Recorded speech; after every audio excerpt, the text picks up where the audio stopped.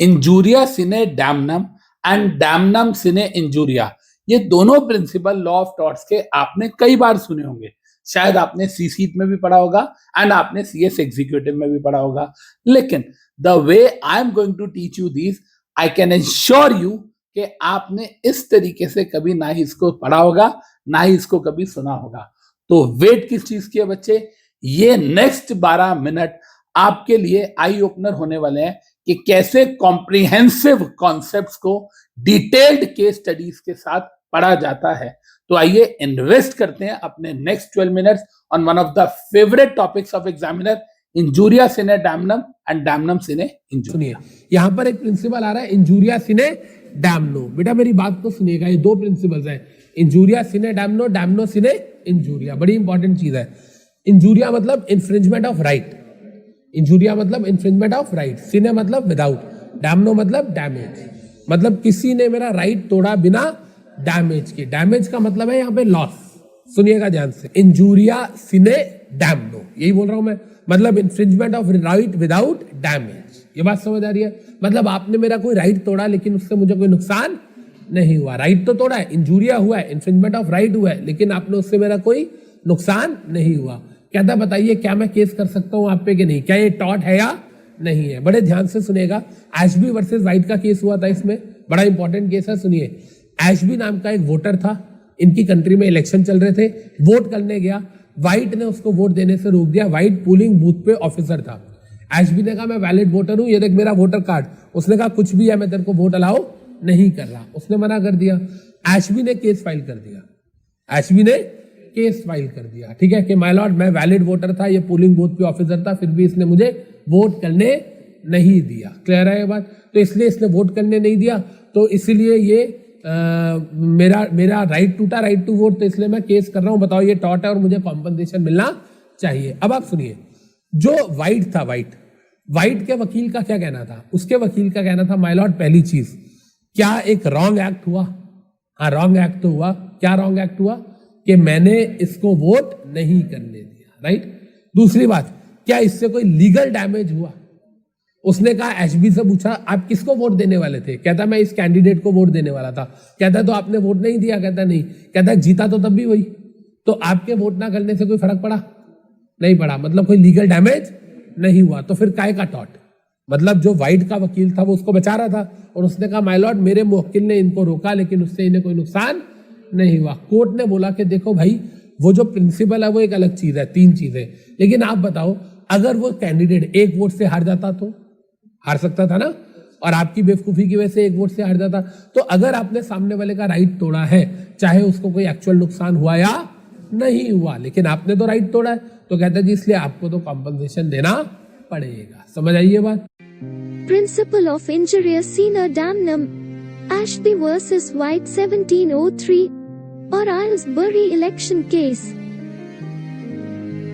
Characters: Mr. Matthew Ashby, Mrs. Ashby, Mr. William White, Judge Chief Justice Mr. Holt.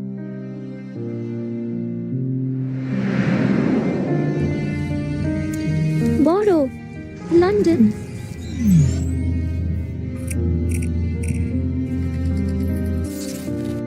Mr. Matthew Ashby, a cobbler, talking to his wife in December 1701 on the day of British Parliament election. Dear मैं अपना vote डालने जा रहा हूँ। ठीक है, जल्दी आना। Mr. Matthew Ashby at the polling booth.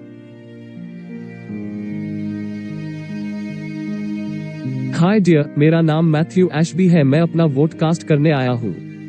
Sorry, I can not allow you to cast vote क्योंकि आप बोरो के सेटल्ड इनहैबिटेंट नहीं हो। क्या मतलब? सिंपल वर्ड्स में बोलूं तो तुम यूके सिटीजन नहीं हो। लेकिन मैं। सॉरी सर, आप वापस जा सकते हैं। Mr. Matthew Ashby at his home discussing the incident with his wife. You know what? The booth officer did not even allow me to cast my vote. वो कहता है कि मैं सिटीजन ऑफ यूके हूँ ही नहीं। Leave it. क्या फर्क पड़ता है? नहीं, उसने मेरा वोट करने का राइट तोड़ा है। I will see him in the court now. Courtroom, The 1st of January 1703. My lord, मैं citizen of UK and inhabitant of borough Aylesbury हूँ। बावजूद इसके मुझे वोट नहीं करने दिया गया। मेरा राइट टू वोट इन्फ्रिंज हुआ है। माय लॉर्ड, क्या फर्क पड़ा मेरे रोकने से? माना इसका राइट, मैंने इसे एक्सरसाइज नहीं करने दिया, बट जीता तो वही कैंडिडेट है जिसे ये वोट देने जा रहा था। Though there is infringement of right but still there is no damage cause. तो फिर केस या कॉम्पेंसेशन कैसा? नहीं वाइट, ऐसा नहीं है। When the actions of one person serve to hinder the rights of another, a cause of action may arise. इससे कोई फर्क नहीं पड़ता कि एक्चुअल डैमेज हुआ है या नहीं। अगर किसी का राइट इन्फ्रिंज हुआ है तो वो टॉर्टफीजर या इन्फ्रिंजर पर लीगल एक्शन ले सकता है। मिस्टर विलियम व्हाइट, आपको मिस्टर मैथ्यू एशबी को कॉम्पेंसेशन देना पड़ेगा। The court is dismissed. Yes और नो? तो इससे हमें क्या पता चलता है? इंजूरिया सिने डैमनो, सामने वाले ने आपका राइट तोड़ा, चाहे डैमेज हुआ या नहीं हुआ, लेकिन ये टॉर्ट है और आप उस पर केस फाइल कर सकते हो और उसे कॉम्पेंसेशन देना पड़ेगा। केस का नाम Ashby versus White. Am I clear? समझ आ रही है बात? पक्का? सिंपल है, एज सिंपल एज दैट। अगली देखिए, डैमनो सिने इंजूरिया, मतलब डैमेज हुआ है, नुकसान हुआ है विदाउट इन्फ्रिंजमेंट ऑफ राइट। आपने मेरा नुकसान किया है लेकिन आपने मेरा राइट नहीं तोड़ा। पहले आप मेरी बात सुनिए ध्यान से इधर, ऑल ऑफ यू। इसमें केस है ग्लोकेस्टर ग्रामर स्कूल का। देखिए री लिखा हुआ है, री ग्लोकेस्टर ग्रामर स्कूल 1410 का केस है। री इसलिए क्योंकि एक ही पार्टी का नाम होता है तो हम री लिखते हैं, दो पार्टीज का नाम होता है तो हम वर्सेस वगैरह लिखते हैं। एक पार्टी का नाम होता है, बहुत पुराना केस है, 600 साल पुराना केस, रिकॉर्ड्स में नाम ही नहीं है तो हम री लिखते हैं। सुनिएगा, ग्लोकेस्टर ग्रामर स्कूल था, उसका एक इंग्लिश का टीचर था, बच्चे उसके फैन थे। उसने क्या किया, स्कूल के बाहर अपनी जमीन खरीद ली और अपने स्कूल के सामने एक नया अपना स्कूल खोल लिया। मतलब जहां पे जिसके स्कूल में वो पढ़ा रहा था उसके सामने उसने अपना स्कूल खोल लिया पर्सनल। सारे बच्चे पीछे पीछे उसके स्कूल में चले गए। जो मेन स्कूल का मालिक था उसको नुकसान हुआ होगा, नहीं हुआ होगा? बिल्कुल हुआ होगा भाई। जब आप अच्छे टीचर हो, आपका नाम हो गया, तो आपने अपना स्कूल खोल लिया और मेरे सारे बच्चे आपके साथ चले गए। ठीक है, तो ग्लोकेस्टर ग्रामर स्कूल को हैवी नुकसान हुआ। उसने उस टीचर पे केस किया। समझ आ रही है बात? उसने क्या बोला, माय लॉर्ड इसने टॉर्ट किया है, इसकी वजह से मुझे नुकसान हुआ है। अब सुनिएगा कोर्ट ने क्या बोला। कोर्ट ने कहा कि क्या आपका नुकसान हुआ है? हाँ हुआ है। कोर्ट ने कहा आपका डैमेज हुआ है, लेकिन क्या इसने कुछ गलत किया है? गलत क्या किया है इसने? भाई सबको राइट टू डू बिजनेस है, we have a right to do any trade profession और बिजनेस, हाँ या ना? तो वो अगला अपना राइट एक्सरसाइज कर रहा है, आपको क्या कह रहा है? तो क्योंकि ये गलत एक्ट नहीं है इसलिए आपके पास कोई रेमेडी अवेलेबल नहीं है। समझ आई बात? यस और नो? यार ऐसे तो हर बंदा करता है अपनी लाइफ में आगे बढ़ने के लिए। आप कहीं पर जॉब करते हो, उसके बाद आप अपना काम शुरू करते हो, तो सामने वाला मालिक केस थोड़ी करेगा आप पे, हाँ या ना? Damnum sine injuria. Gloucester Grammar School case 1410. Characters: Teacher of Gloucester Grammar School, Principal, Dean of Gloucester Grammar School.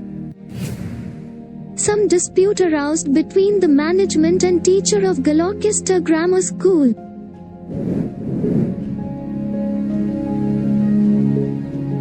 You have to follow our instructions. Sorry, I can't. Okay then, you're fired off.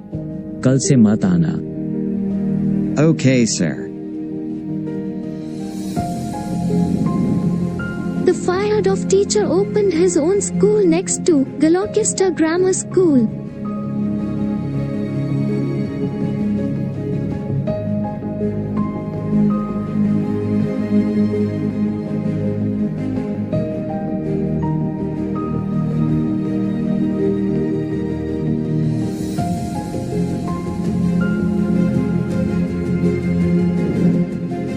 The teacher was famous amongst students for his teaching, so boys from the Gloucester Grammar School left it and joined the new school.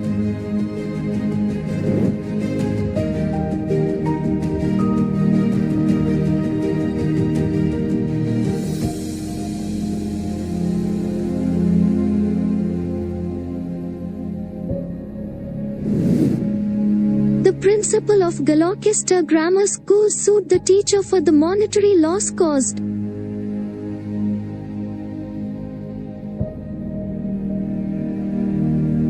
true. My lord, मुझे इनकी वजह से loss हुआ है. He was a teacher in my school. He opened his own school next to mine. And that too at a much cheaper fee. He is charging only 12 pence quarterly fee against our fee of 40 pence quarterly.